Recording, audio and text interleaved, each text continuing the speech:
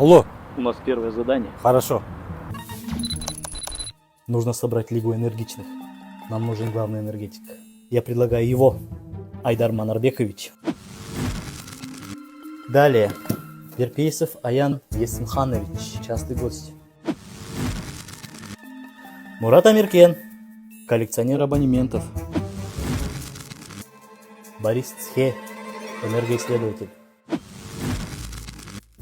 Да если где-то есть розетка, он уже там. Возможно. Мухамеджан Идрисович, легенда станции. Бывает там чаще всех. И Ержан Азимхан Арманула, клиент номер 1. Без него лига не соберется.